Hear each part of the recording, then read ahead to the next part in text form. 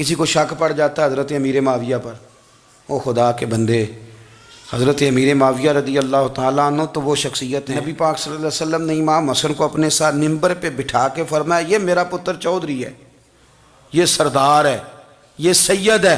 حضور کس طرح؟ فرمایا جب مسلمانوں کی دو جماعتیں لڑیں گی تو یہ صلح کرائے گا۔ تو وہ حضرت امیر معاویہ کی جماعت جس کے ساتھ حضرت امام حسن صلح کرے، تجھے کیوں نہیں قبول؟ بلا وجہ الجھتے ہو، بلا کہتے جی وہ یزید کے ابا جی تھے، تو نوح علیہ السلام کا بیٹا بھی تو کافر تھا نا، تو کافر کا باپ ہونے کا معنی یہ ہے کہ آپ الزام لگا دیں گے؟ عجیب آپ بات کرتے ہیں۔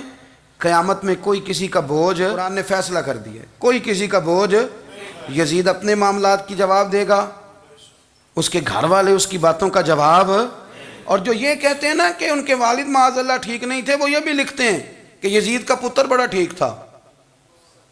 یزید کے بیٹا ہے جس کا نام معاویہ بن یزید ہے، یزید کے بعد لوگوں نے تخت پہ بٹھایا، 40 دن اس نے حکومت کی، اور لوگوں سے کہنے لگا کہ میں اس کرسی کے قابل ہوں، نہ میرا باپ قابل تھا۔ یزید کا پتر فرمایا نہ میں اس قابل ہوں، نہ میرا ابا قابل تھا، میں اس کرسی پہ کیسے بیٹھوں جس کے پایوں میں محبوب کی اولاد کا خون ہو؟ تلاش کر لو کوئی اپنا امیر، 40 دن کے اندر بندہ تلاش کر لو، میں اس قابل نہیں۔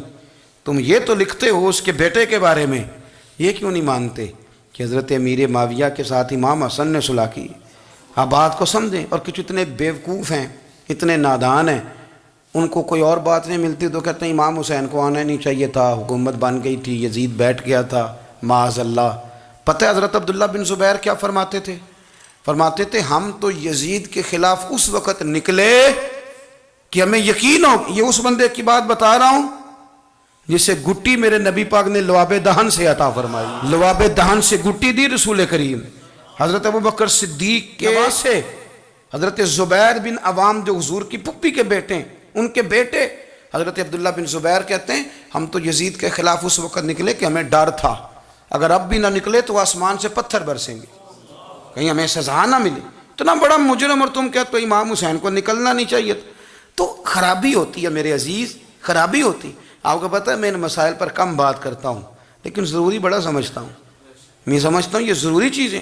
مہربانی فرمائیں کسی جگہ بھی کسی ایک کے بارے میں بھی اپنے عقیدے میں کبھی کوئی کمزوری پیدا، کبھی نہ کوئی کمزوری پیدا، اتنی سی بھی بات کسی کی سننا، کسی کی کرنا، ڈسکس، ہمارا منصب ہی نہیں۔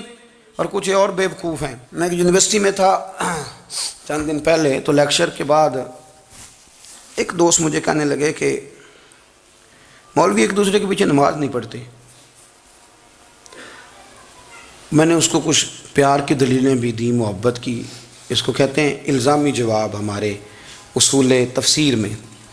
میں نے اسے کہا کہ ایک ڈاکٹر سے دوائی لے لیں، دوسرے کے پاس جائیں تو کہتے ہیں اسے تو پتہ ہی کو نہیں، تم غلط آدمی کے پاس چلے گئے، تو اس سے آپ کو ٹینشن نہیں ہوتی؟ یہ روز سیاستدان دھما چوکڑی مچا رہے ہوتے ہیں کہ فلانا چور ہے، فلانا چور ہے، تو اس سے نہیں ٹینشن، مولویوں کی ٹینشن ہے تمہیں۔ کہنے لگا جی نہیں، کیوں نہیں نماز پڑھتے؟ میں نے اسے کہا یار، اور وہ مجھے کہنے لگا جی آپ بڑی مثبت بات کرتے ہیں تو اس لیے میں نے آپ سے سوال کیا ہے۔ میں نے کہا یار بڑی سادی سی بات ہے، اگر تیری سمجھ میں آ گئی تو ٹھیک ہے، نہ بھی آئی تو منوانا تو میرے ذمہ ہے بھی نہیں، بتانا میرے ذمہ ہے۔ تو یہ بتا، میں نے کہا تیرے ابا جی کو، تیری اماں کو کوئی بندہ کافر کہہ گزرے، کوئی مولوی بہت بڑا شیخ الحدیث ہو، اصول تفسیر پہ، فقہ پہ، حدیث پہ دسترس رکھتا ہو، اور مستحضر علم ہو اس بندے کا، تیرے ابے اور اماں کو کافر کہے تو نماز پڑھتا ہے؟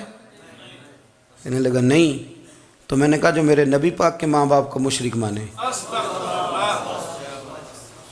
اور میں نے کہا اگر تم نے دلیل چاہیے ہوگی تو بندے میں تمہیں دوں گا، اور بائی نیم دوں گا، اور میں ان کی تحریریں تمہیں دوں گا، جو مر گئے یہ لکھتے ہوئے کہ چونکہ وہ پہلے چلے گئے تھے، انہوں نے کلمہ نہیں پڑھا، لہذا معاذ اللہ صبح معاذ اللہ دوزخ میں جائیں گے۔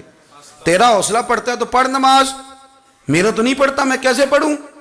اور اس قدر کمزور نظریے ایک آدمی کہ اپنے قلم سے لکھتا ہے، اپنے قلم سے اپنی کتاب میں لکھتا ہے کہ جس مچھلی کے پیٹ میں حضرت یونس نے کچھ دن گزارے وہ مچھلی جنت میں جائے گی۔ دے شرم نہیں آتی؟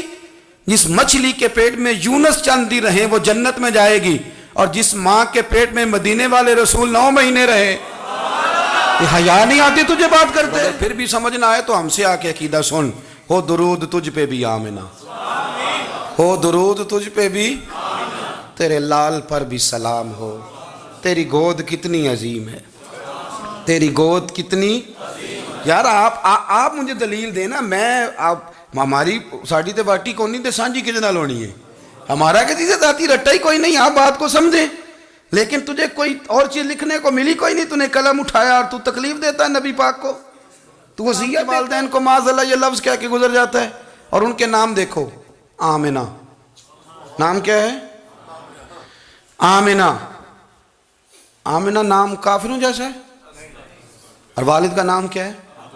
سبحان اللہ۔ عبداللہ کا معنی ایک کافروں جیسا نام ہے، مت ماری ہے، اور کتابیں لکھی جا رہی ہیں اور سیرت لکھی جا رہی ہے اور دلیلیں دی جا رہی ہیں، لوگوں کو خیال ہی نہیں آتا، عجیب فلسفہ ہے۔ 4 اقوال ہمارے بزرگوں نے لکھے ہیں نبی پاک کے والدین کے بارے۔ سب سے پہلے امام سیوطی فرماتے ہیں رسول کریم علیہ السلام نے فرمایا کہ پوری دنیا میں جب کفر رہتا ہے تب بھی 10 لوگ اللہ کی توحید پر ہمیشہ قائم رہتے ہیں، یہ نہیں ہو سکتا کہ ساری دنیا کفر سے بھر جائے۔ فرماتے ہیں میرے محبوب کے والدین بھی ان 10 لوگوں میں شامل ہیں، حضور کے والدین بھی ان۔ اور دوسرا قول آپ فرماتے ہیں نبی پاک کے والدین زمانہ فطرت پہ تھے۔ زمانہ فطرت وہ زمانہ ہوتا ہے جس کے اندر نبی نہیں ہوتا، تو لوگ جس دین کو بہتر سمجھتے ہیں اللہ کی توحید کے ساتھ اس پر عمل کرتے ہیں تو ان پر کوئی مواخذہ۔